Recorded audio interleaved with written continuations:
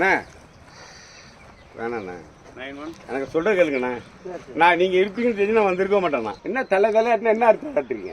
என்ன அர்த்தம் இதை சொல்கிறது இல்லை? யார்ட்டையும் திருட்டுத்தனமாக பண்ணுறீங்களா? தலைவர் அறிவிச்சு திட்டம் தானே அறிவிச்சு அவர் பண்ணி தானே கொடுக்குற, முதலமைச்சர் தான் பண்ணி கொடுக்குறாரு.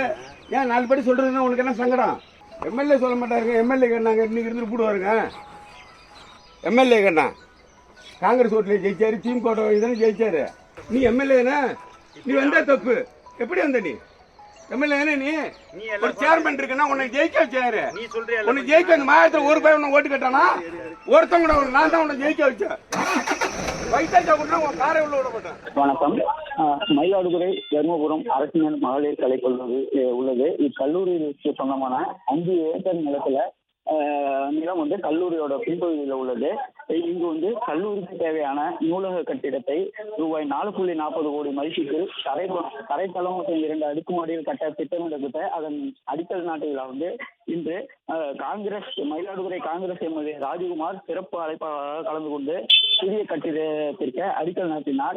இந்த நிகழ்ச்சி நடந்து முடிந்த நிலையில் அங்கு இருசக்கர வாகனத்தில் வந்த திமுக நகர செயலாளரும் நகராட்சி தலைவருமான செல்வராஜ் நகராட்சி நிர்வாகத்துக்கு தகவல் தெரிவிக்காமல் அடிக்கல் நாட்டியதை கண்டித்து கட்டட ஒப்பந்தக்காரர்களிடம் கடும் வாக்குவாதம் செய்தார். எம்பி, நகராட்சி தலைவர், கவுன்சிலர் என யாருக்கும் தகவல் தெரிவிக்காமல் எப்படி வேலையை தொடங்கலாம்? இந்த இடத்துக்கு நகராட்சி தீர்மானம் இன்னும் நிறைவேற்றப்படல. இங்கே கட்டடம் கட்டுவீங்களா? எப்படி கட்டுகிறேன் என்று பார்க்கிறேன் என வாக்குவாதம் செய்தார்.